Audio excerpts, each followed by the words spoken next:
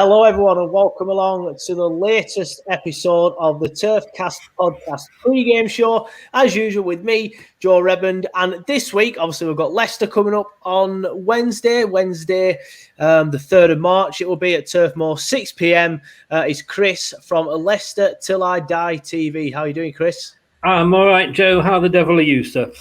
Yeah, good. Thank you, mate. First things first, I just want to tell everybody, obviously, this is the first pre-game show we've done for quite a while. I've been very busy with work. A couple of weeks, I've had to do 50 hours. So, unfortunately, the pre-game shows had to be the one that I've had to knock on the head. But we've still done the watch-alongs, and we've still done the podcasts. I've still done the match reaction, and we've still managed to get the fan reactions out. So, I think you could all sort of agree that that's one hell of a monumental effort. And let's not forget, I have a toddler downstairs, and he is incredibly hard work. So I think it's a very good effort for me. But yeah, the pre-game show is back because there's only 30 hours at work this week. So I'm delighted, as I said, to welcome Chris onto the show. And again, first things first, Chris, just sort of like, I don't normally do this, but obviously I want to sort of like get a little bit more to know about you, or should I say, let the viewers know a little bit more about you. Because, of course, it's something that we can all relate to. You lived in Burnley for quite a few years. 25 years, was it, you lived in Burnley? 25 years, almost man and boy. Yeah, I mean, from Leicester originally. Left there with my job, and I did a tour of the Northwest. I did Blackpool, Blackburn, dare I say that word. I know. You have to cancel this podcast now, you've sworn. Sorry. It's got stuck in my throat there.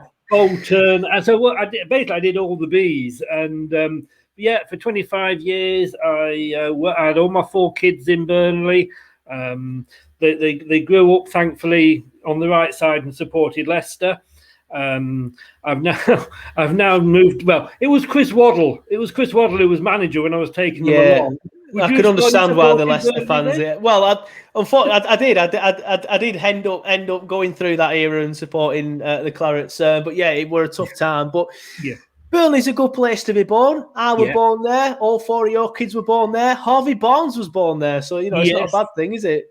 No, and I love Burnley, and I've still got many friends, and we have a lot of banter between us and Burnley. I used to help run one of my boys' football teams up in Pendle Forest, and yeah, it was a lovely place. And I've got to be honest with you here, out of everywhere, and as I say, I've moved around the country a lot with my job. I'm now down on the south coast, but Burnley were probably the nicest people from wherever I actually lived. Lovely, friendly people. Yeah, I think everyone who's from Burnley listening / watching this will totally agree with you. We're all we let you enjoy your beer, we enjoy good crack, and we're all lovely, and we'll talk to anyone. That's the last nice thing I'm going to say about you, by the way. Well, until after Wednesday, I presume. You work at the Burnley Express as well. Now, I didn't know this. Like, I knew you lived in Burnley because obviously we're in like a Twitter group for those that don't know of YouTubers and YouTube fan TV things. So you had mentioned you were from, not from Burnley, lived in Burnley, but you said you worked at the Burnley Express as well. No, I worked at the Burnley Express as well for a year and a half. No. Yeah, so what were you doing at the Burnley Express? I worked in sales. So I was on classified sales. This was when the office was down just off the Bull Street centre. Yeah, Bull Street. It's only recently moved. Moved. It's not far from my house now, the new office. Right. It's up on an industrial estate, I think, isn't it? Correct. Yeah. I live just around the corner from that industrial. It's only been there a couple of years. It was on Bull Street until very, very recently. When I worked there, it was on Bull Street. The Big Window. It was opposite the Big Window pub. Yeah, the Big Window's still there. The Big Window's still there. The Big Window's still there. The haunt of many at the Burnley Express. But the last time, and we did touch on this because we've just done, obviously, my version of this before we've done this back to back. The last time I was actually up in Burnley was from a birthday. And I came up, and I hadn't been up for a while. And I don't know if you remember Janet Fallon. I think she still works at the Burnley Express. The name rings a bell. Yes. The name does ring a bell. She was in display sales. I was in classified. And she was really lovely. I mean, I stayed at the hotel up near as you just come off the double roundabouts. There's like a cheap hotel there. And she ferried me all about. And she took me along to the game. And I was in hospitality, so I had the nice Burnley FC hospitality with the buy one get one free guy. Oh, Jeff Brown. Yeah, and there was only me that was, because we beat you that day with I said to you, didn't I, with an amazing goal from Chris Wood, who was then playing for us. And there was only me that was stood up. One of those moments when you stood up, because you scored, forgetting where you are. Yeah. Well, yeah, it's interesting that you say that, because obviously I like I said, I worked at the Burnley Express, and I ended up going into sort of like media and things like I'm doing now, because I spent a couple of weeks work experience at the Burnley Express when I was 15. So you could have been in that office somewhere at that point. So that would have been, what year would that have been? That would have been 2003, 2004. I was sat on the sports desk with Edward Lee, Chris Borden, who's obviously still there. Yeah, Borden's still there. Phil Simpson and a lad called Ade. A lad called Ade. I can't remember Ade's last name. I think he had like a Polish last name. Phil Simpson. Do you still keep in touch with him? I've got him on Facebook. That's about as far as it goes. Just ask him how he enjoyed his first ever Burnley Express Christmas party. Oh, right, I will do. I'll leave that there. I don't want to embarrass him too much. But I work with his sister on sales, Helen Simpson. If I can give it a plug, leicestertillidie.com. And there's a written version of this on the website. And he usually does that for me, Chris Bowden still. But he's kind of busy at the moment. So there's a guy called Dan Black's helping out. But Edward Lee, Dan's there as well, yeah. The Edward Lee, just to sidetrack very briefly, he was actually helped me out because, and I've shown me age here, but back in the day when football clubs only had one mascot, my two sons were mascot for Leicester, both at Burnley games, away to Burnley. That's good. Well, that's good. Yeah. When I did my work experience in 2003, Edward Lee were there then. And he was the chief sports editor at the time. And then when I went back for an actual job in 2016, 2017, whatever it was, he was still there then. He was still there. I was like, I remember you. But again, I didn't want to embarrass him too much because I was showing his age. But anyway, we're doing a pre-game show and I've not even talked about the game at any point. So let's move on. Let's move on and talk about the game. You can edit it out. You can edit it out. Yeah, I'll keep it all in. I don't care. That's what people come for. They come for the realism. But let's talk to me about your season so far then, because from the outside looking in, until you recently showed me your recent run of fixtures, I thought you would start the season well, but kind of fallen away. But it's literally just one game where you've had a bit of a bad result last time out against Arsenal. But yeah, you're in okay form at the minute, aren't you? And in an okay place in the league table. We're in an okay place in the table, certainly, and I think it's been an inconsistent season. You know, we can turn up against Chelsea, we can turn up against Aston Villa, and we can play like Barcelona, Real Madrid, and then we can turn up against Arsenal, Fulham, and we can play, no disrespect, say like Rochdale. Thing is, every other club that's around us, apart from Man City now, who had their blip at the start, every other club is as inconsistent as we are. You know, Chelsea have come good, but that might be the new manager syndrome, so that might sort of wear off a bit. Man United only managed to draw the other day, so they could have pulled away from us. City, they had a bad start. We beat them 5-2 at their place. You know, my worry is remembering last season when we fell away totally and ended up being fifth when we should have been sort of in the top four in Champions League. And the worry is that that's going to happen again, especially, you know, you hear these clubs say, oh, there's injuries and we've got all these injuries and all these first teamers out. You know, I know every club's like that in the Premier League at the moment. It's the way the season has panned out because having to play so many games. I think there's so many injuries and there's no consistency there.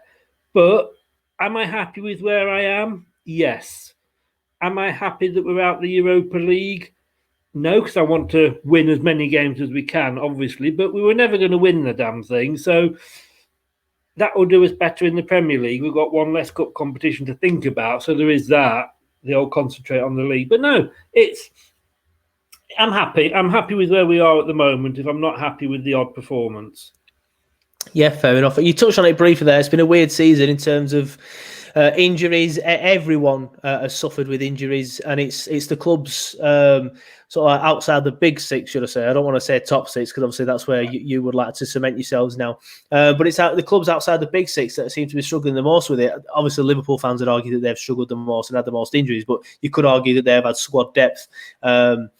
And teams like Burnley, for example, don't. So talk to me about your current injury situation, because it's quite an extensive list, isn't it? And I wasn't aware how bad the list was. I saw that Harvey Barnes went off injured at the weekend against Arsenal. And although it's weird, like we kind of like Harvey Barnes in Burnley because obviously he's the son of Paul Barnes and he was born in Burnley. But a lot of us are sort of like thinking, oh, well, that's very good news for us because he's a very, very good footballer. It is good news for you. Yeah. So talk to me about that injury list because it is quite extensive. Pull a chair up, get a drink. Here we go. Are you sitting comfortably? Yeah, I mean, it is good news for you, as much as you don't want to see any player being injured. Yeah, excuse me. Jamie Vardy hasn't been on fire recently. He's not scored for a while, but it kind of got glossed over because even when he plays, he takes a couple of defenders with him. And you had Maddison and you had Barnes who were knocking the goals in from behind him. Maddison's out. His natural replacement, Dennis Pratt, is also out. So we're having a problem with that number 10 role. Harvey Barnes, as you saw, went off. He's having to have an operation on his knee, so we're pretty much. It might even ruin his England chances. Yeah, that is a shame. I was looking forward to seeing him in an English shirt. Yeah. Iosi Perez, he could probably do that number 10 role. He's out. Fofana, he's certainly out. He's not going to be back for Wednesday, and he's been a revelation since we bought him. Jamie Vardy's still, he's not 100% from his hip hop. I prefer garage, but he likes hip hop. He's 75% chance of playing, so fingers crossed for us for that. Johnny Evans, he went off. He's 50%. He went off with a little bit of a niggle. And where's Morgan? So I think we've got a few tea ladies that could pull a shirt on and play for us. Yeah, well, I think I said on your podcast, didn't I? It's going to be the battle of the walking wounded because obviously you're on about putting tea ladies out. At the minute, we've had to put a couple of youngsters on. We've got a lad called Joel Mumbongo who's had to play up front a couple of times for us. Admittedly coming off the bench, but still. And Lewis Richardson, he came off the bench against Spurs at the weekend. He does look one who's going to be quite decent in the future. To be fair, they both look decent. But I was impressed with Lewis Richardson at the weekend. All right, admittedly, he only came on and won a couple of corners, but he showed more. Desire is the right word to want to be able to do something. But that's the only thing that is positive for us as well is that we've got this huge new training ground that's been. Yeah, I have seen that. It looks lovely. It's up there with Man City's is one of the best in Europe. I mean, if we don't buy any players this season, you've got to look and go, yeah, well, that's probably where the money's gone. But what it is doing is we've got such a good squad of youngsters coming through.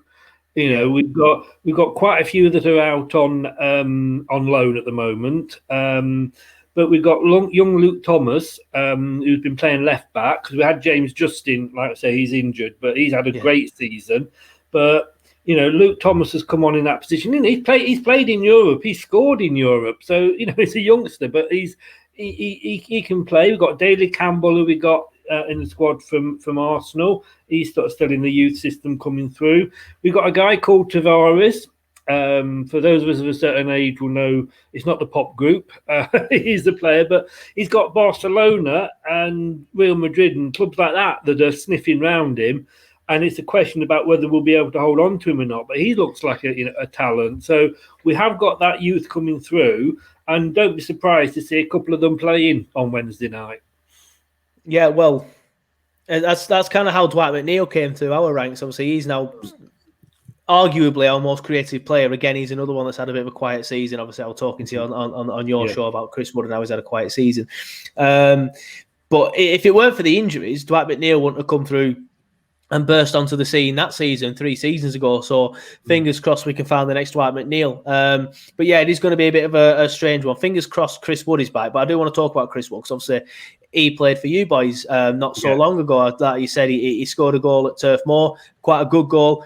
I remember the goal because I remember being quite frustrated when it went in. Is the political way of saying it. But one of the most frustrating things is every time I want to edit a picture of Chris Wood or edit a TurfCast thumbnail and put Chris Wood in it, you type in Chris Wood Burnley. It's one of the first 10 pictures that comes up. Him celebrating scoring against Burnley. Like he's been at Burnley for God knows how long. But yeah, talk to me about Chris Wood then, because he did quite well at Leicester, I think, didn't he? Yeah, I mean, we bought him. I think he was from Millwall, and I remember doing a graphic because he'd got a couple of goals. He got 6 in a game.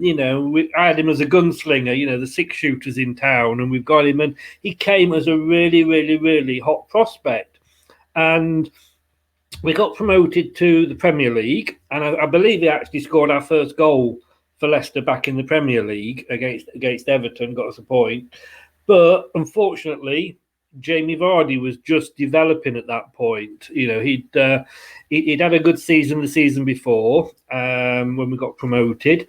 I think you came up with us that season because you finished second, I think, didn't you?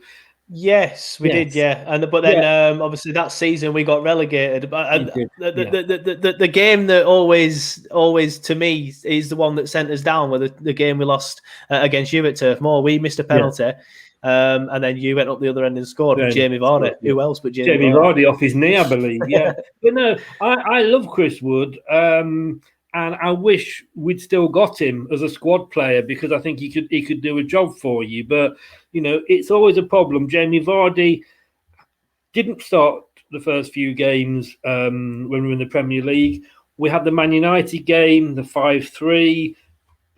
He was just, it was amazing. And the rest is history. And, we've lost Chris Wood. We lost Kramaric, who's gone to Hoffenheim. And, he played for Croatia in the World Cup final. We've let these players go because you can't not play Jamie Vardy. That's the problem. Yeah. But, no, I love Chris Wood. I still wish we'd got Chris Wood. I would love to have him in the squad. He might not play every week, I say because of Vardy, but I'd love to have him in the squad. Yeah, he's had a bit of a slow season. I'll be honest, but I love Chris Wood as well. I'm always fighting Chris Wood's corner. I've said before, it's a hill I'll happily die on to say that Chris Wood is our best striker. And I think the recent games with Vidra playing and Jay playing and Barnsley playing, even though Barnsley did well and Jay did well against Palace, to be fair. But if you look at them games as a whole, I think, again, it's just proving the point that Chris Wood is the best striker. It's just a shame he's so out of form this season. He needs to find some form and he needs to find it fast because we're in a bit of a dogfight, I think it's fair to say. He likes to score against us, though. So he scored against you earlier this season. He scored against you, I think, last season as well. He likes to goal against us. Yeah, he does. You're right. But fingers crossed he can do it again tomorrow. Not tomorrow. Tomorrow at the time that you're all watching this on Turfcast. Talk to me about sort of like outside looking in, how you're viewing Burnley's season. Like, do you think we are sort of like where we deserve to be, or were you shocked at seeing Burnley's sort of like position in the league? Do you think we should be knocking the door of the top half? Sort of like, how do you view the Burnley season?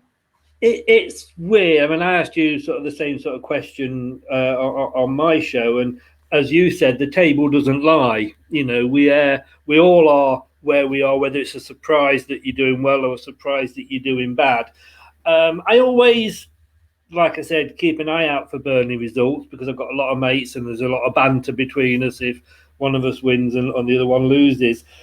I'm surprised where you are in as much as, when you look at it, you're actually only 5 points off the bottom 3. And the way this season is going,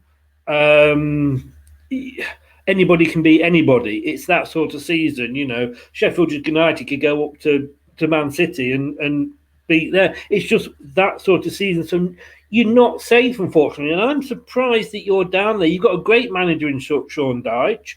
He was linked with us a few times when we've changed our manager. It's a club that you should move on. And I mean, I've said this about Leicester, is that we finished 5th last year. If we finish 5th this year, is that a bad season? Now, for me, no, it's not. Because, we're slowly improving. And that's what you've got to look at doing. You've got to look at improving. There comes a point when you can't improve anymore. And whether that is 5th, 6th for most of us outsiders, you said the Big Six. But I expected more of you. I mean, you had the problem with the Europa League year. I mean, you got into Europe. You're in the Europa League. You struggled with that and the Premier League. Definitely. You struggled that season. In fairness, not just Burnley. A lot of clubs had done up until Wolves last season and us this season. But it does take it out of you. And I would look. I'd look at Burnley and think you should be a top half team. I agree with that. I say at the start of every year, like you mentioned it there, you should always want to try and improve, and I think that's the mentality that I went into this season as a Burnley fan thinking that we've just finished 10th at that stage. 2 of the last 3 seasons we finished in the top half. The only season we hadn't finished in the top half was the season that we were struggling with Europa League, and as you say, it's very difficult to play Thursday, Sunday. All right, we only played 6 Europa League games, but we had to play Aberdeen before the season had even started, and then you were playing Southampton, then you were playing Aberdeen again, and then you were travelling all the way to Turkey, which is a long way, and then you've got to come all the way back, play again, then all the way to Greece. We didn't recover from that until Christmas, but as soon as we did recover from that, we were sensational that season. Yeah. We were fantastic, and it was the same sort of like vibe last season. We had a bit of a slow start, and we ended up beating you at Turf Moor, and I've just said it to you on your podcast, but that game is the game where our season turned around, and more specifically, the Nick Pope penalty save from Jamie Vardy is the exact moment, in my opinion, that last season turned around, because that game turned around on that save, and the season turned around on that game. So you can pinpoint that exact moment. So fingers crossed we have like another Leicester City Nick Pope penalty save moment. But yeah, I agree with you. I do think we should be knocking on the door of the top half. I think you've got your certain teams that are going to be your clubs, your West Broms, probably your Norwiches as well when they come back up. Fulham, they never seem to really get away from it despite spending 200 million quid.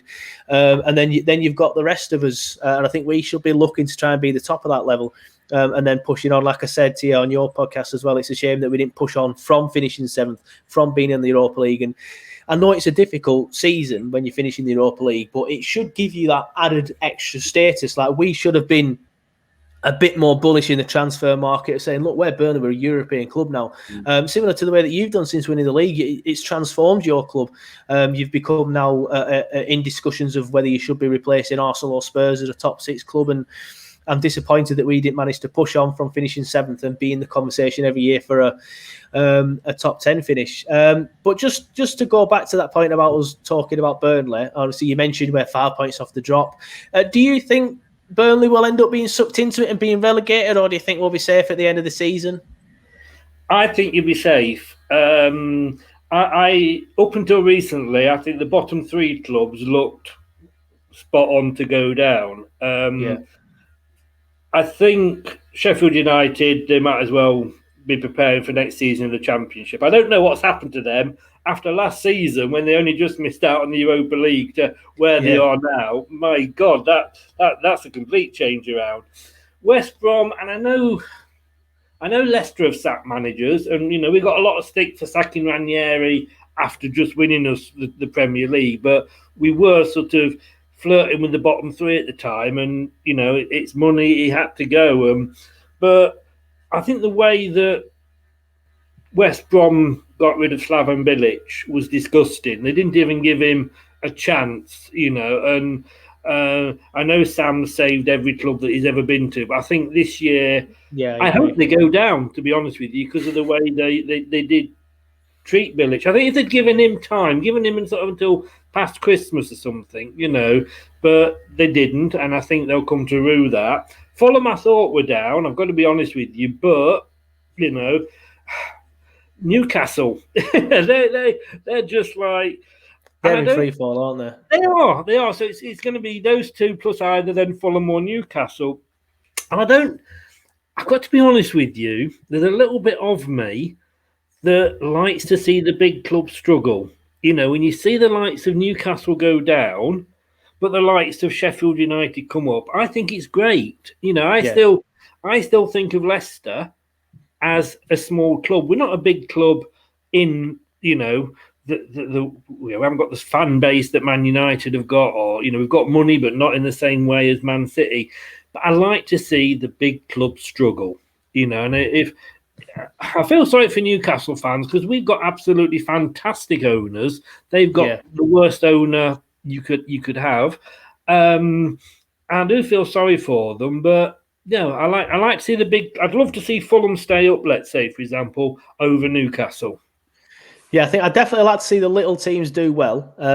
Probably because I'm a fan of a quote unquote smaller club myself, and I do like to see that people upset the apple cart because Twitter these days and fans, they don't see anything past the big clubs, and as soon as Burnley, like my favourite example is when Burnley went to Anfield and won at Anfield, and the same with Man United last season.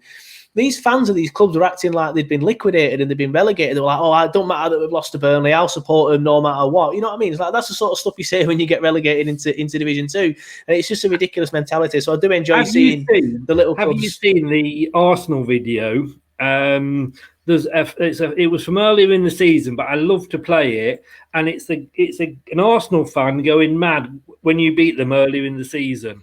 Yes, I have. We put it on TurfCast actually. There was two that went viral. One of the Arsenal fan TV, the usual stuff that they do on there, going mad, and then there's the guy going. But this is a perfect example of the sort of the mentality of the modern day football fan from the top six, from the big six, should I say? They're all like that, and you cannot, as a lesser club, go and win there. It isn't just the fans though, it's what the media perceive, and we've called ourselves the Invisibles, because we're not mentioned. I mean, you Leicester could be playing Burnley on Sky, and we'll be playing, let's say, at 12 o'clock and on a Sunday, and then the game after us is Liverpool Man City. We'd hardly get a mention even before we found that as well. Yeah, we found that as well. And I was looking at this earlier, and this is on the BBC, right? And this was put up on the 28th of February, so yesterday, and it's by Danny Murphy, Match of the Day 2 analysis. Man United, Chelsea and Liverpool, or someone else, who will join Man City in the Premier League top four? Excuse me, Leicester are in the top four, Chelsea aren't, Liverpool aren't, but we don't get mentioned. We don't get a mention till right 3/4 of the way down the bloody article. And it's the same for, I say count us as still as a smallish club. And we don't, Burnley's, Leicester's, whatever we do, we don't get the credit for doing it.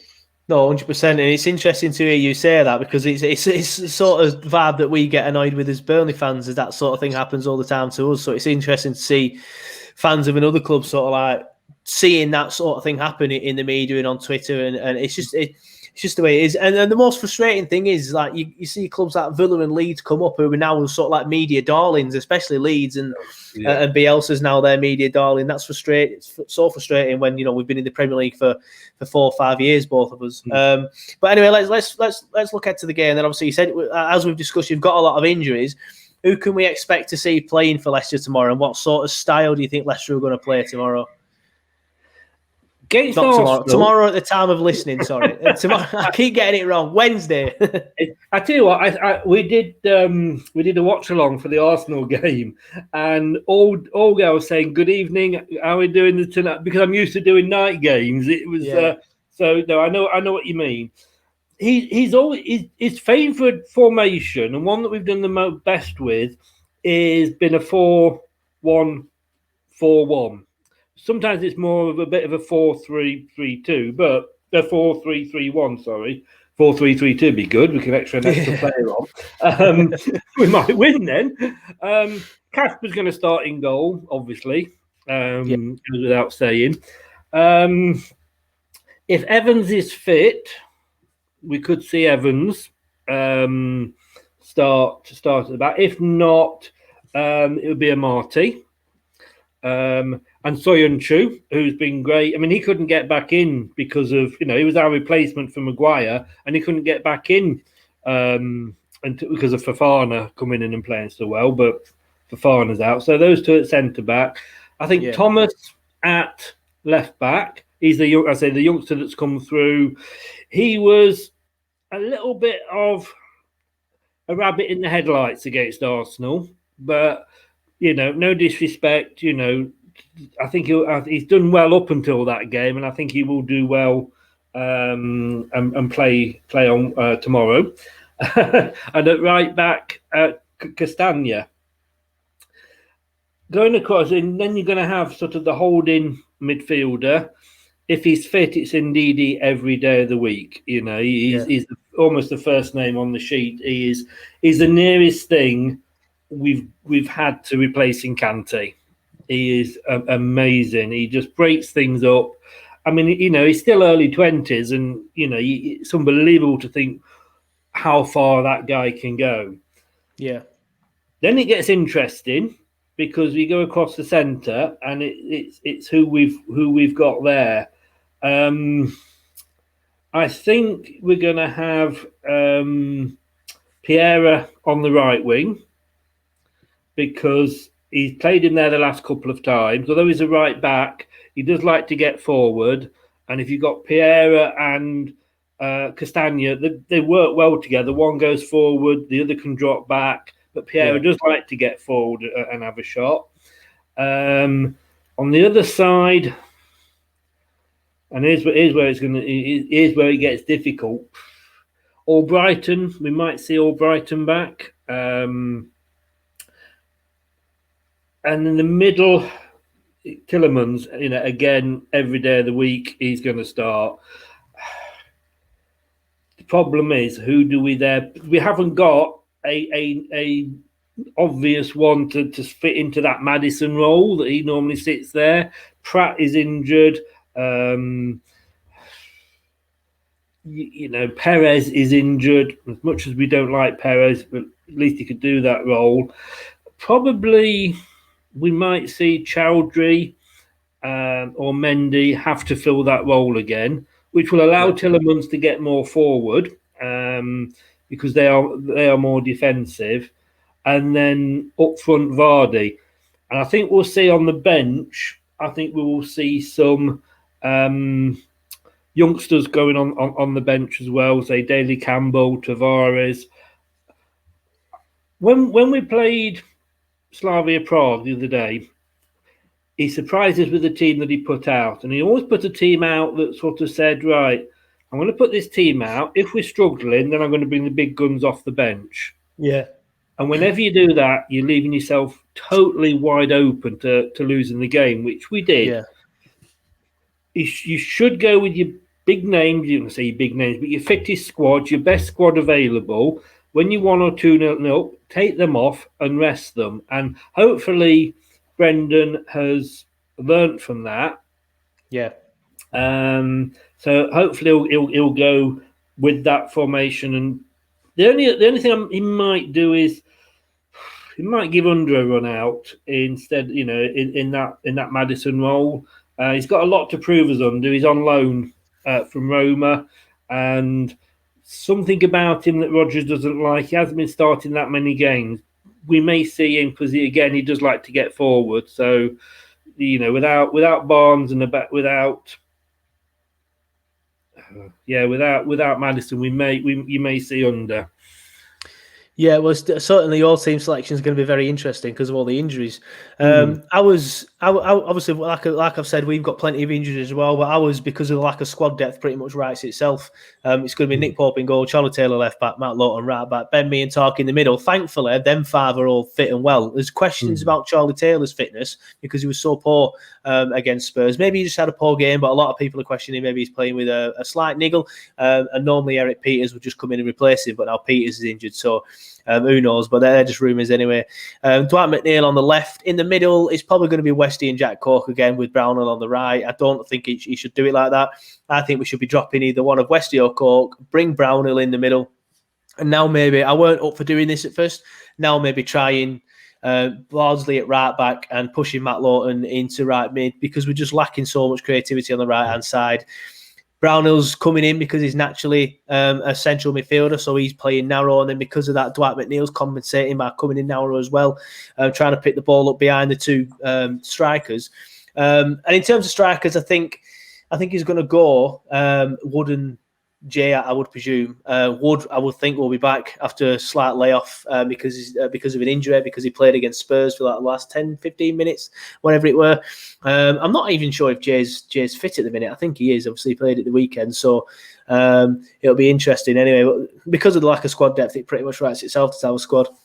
So that's probably what we'll go with. Whether or not he'll try and change a few things up, like I said, the right-hand side of midfield position, he might try and do something there. But as Burnley fans all know, Sean Dyche don't really like doing some different stuff. He sticks to what he knows, and then he hopes that eventually, if we are in a bad bit of form, it comes unstuck.